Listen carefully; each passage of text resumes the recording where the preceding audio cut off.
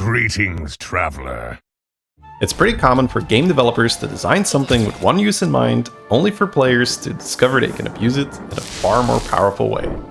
Hearthstone Battlegrounds is no exception to this. When Battlegrounds first launched, the game featured a huge amount of minions copied directly from the Hearthstone card game, but these cards were never designed to be used in an auto-battler.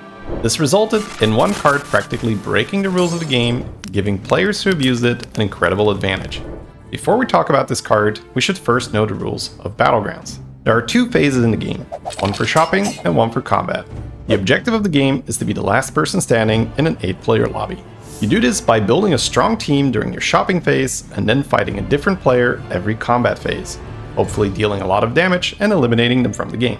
One of the best ways to make your team stronger is by collecting 3 of the same minion.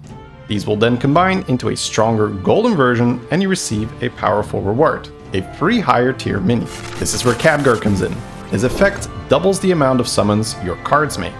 Players quickly realized they could abuse this with the cards Alley Cat and Murloc Tidehunter.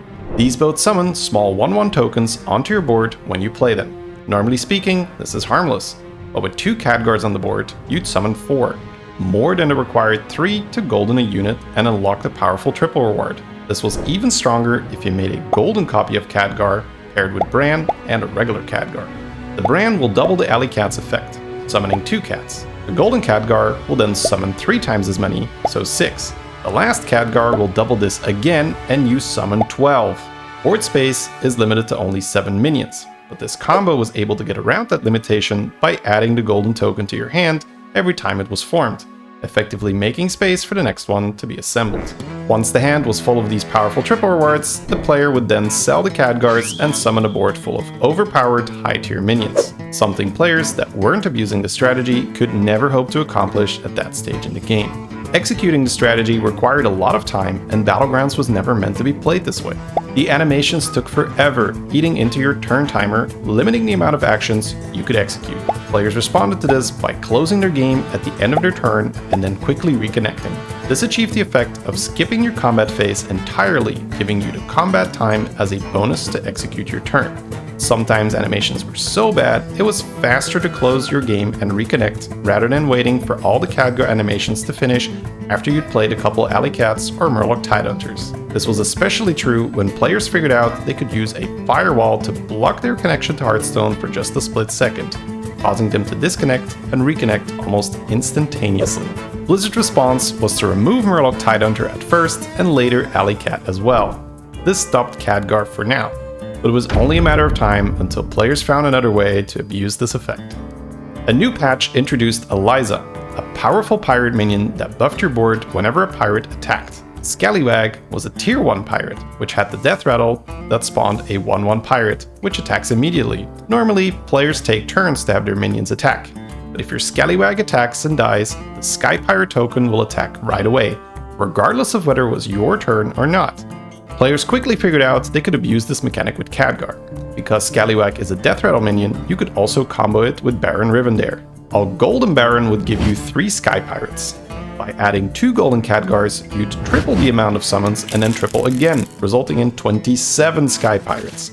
While difficult, but certainly not impossible, you could add another golden Khadgar, resulting in 81 summons from 1 minion. The reason this worked is that the Scallywag would attack, die, and then make space for the next one. This means that as long as the previous Sky Pirate did not survive the attack, you'd have a near endless chain of pirates attacking, dealing damage to your opponent and massively buffing your own board. This build quickly became hated as it felt extremely non-interactive. In a lot of cases, the opposing player could only get 1 attack off on the Scallywag and that was it. The rest of combat was spent helplessly watching your board get destroyed, 1 pirate at a time. On top of that, the fight took forever, so if you did manage to survive the encounter, you'd have very little, if any time at all to execute your next turn. While this was going on, Blizzard launched the 2nd season of Battlegrounds, introducing a new mechanic, quests. These quests gave you a task to complete, such as play 3 Battlecry minions or spend 30 gold. On completion of this task, you'd unlock the quest reward, giving you a powerful new effect. One of these quest rewards would copy your strongest minion at the start of combat. This was a solid choice, but very comparable to other rewards. That is until players started combining it with Khadgar. The strategy quickly became problematic, as all you needed to do was make one strong unit, add 2 Khadgars to your board, and all of a sudden you'd summon 4 extra copies. The minion of choice was the Flectobot. Because of its Divine Shield, it would take 0 damage the first time it got hit. That's good, but not unusual. Whenever a mech minion would be summoned, this Divine Shield is restored. This is where Replicating Menace comes into play. On death rattle, this minion summons 3 little mech tokens, restoring the Deflectobot's shield. Because it's a magnetic minion, you can fuse it with the Deflectobot, adding its effect to that of the bots. This means that when one of the 5 Deflectobots died, the other 4 would all regain their shield, making this strategy virtually unbeatable. Finally, on January 17, 2023, Blizzard released a patch that banned Khadgar from the game, and his reign of terror had ended, for now. 2 years later, a new minion was introduced, Captain Bonerender. When reading the minion's effect, it seemed eerily familiar. You could no longer abuse it in the Tavern phase as it specified minions summoned in combat, but they made Captain Bonerender a pirate undead minion. This matters because it is far easier to find more copies of type minions than neutrals. With spells such as Chef's Choice, Planar Telescope, and Lost Staff of Amul, you can obtain multiple copies a lot faster. On top of this, Bonerender was released as a tier 4 minion, and we now had access to a new spell, Eyes of the Earth Mother, allowing you to make a tier 4 or lower minion instantly golden. These 2 changes combined made it possible to have 4 or even 5 golden Bonerenders on your board.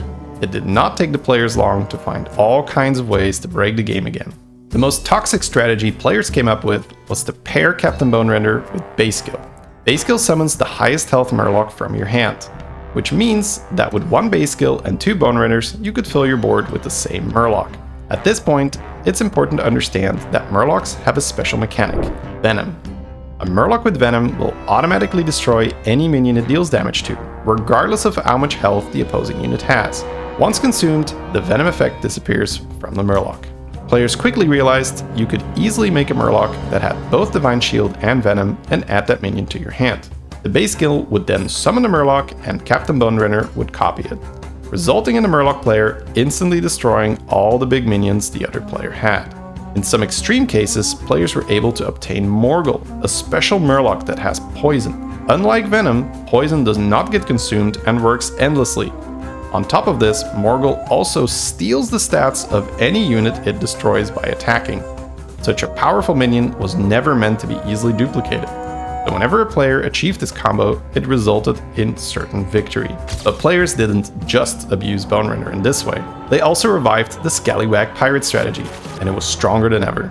Because it was much easier to get multiple copies of Bonerender than Khadgar, we saw new records. One single Scallywag ended up spawning 243 Sky Pirates, with the help of Titus Rivendare and 4 Golden Bonerenders.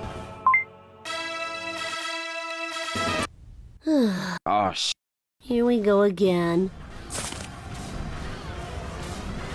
Oh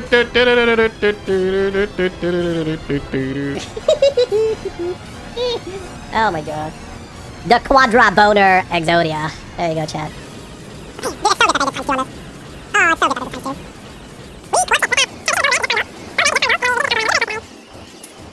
One Scallywag kills his board, bro. Another unforeseen way to use Bonerender was in combination with Catacomb Crasher. This minion relied on the overflow mechanic, where your board gets buffed for every minion you couldn't fit. While one Bonerender does a lousy job at this, things quickly get out of hand when you combine multiple golden copies. 2 heroes in particular were very good at abusing Bonerender, Greybow and Akazamzarak, and both of them involved using Automaton, a tier 2 unit that gets more powerful as you summon more copies of it. In Battlegrounds, you can give a minion Reborn, which will make it revive as a 1 health copy with minimal damage. However, because of the Automaton's text, it always has this buff, even if it just reborned.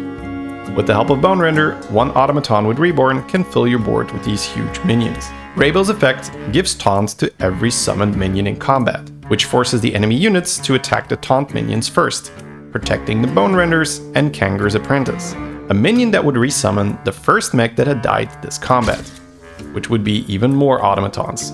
With the help of Bonerender, you could fill your board multiple times over. Akazamzarak has a hero power which copies the first unit attacked in combat, but only with a 3/3 stat line. However, the automatons effect overrides this, so you'd end up copying a full board of huge reborn automatons because of Bone Render. Blizzard's first response was to disable these two heroes in mech lobbies, preventing players from executing the strategy.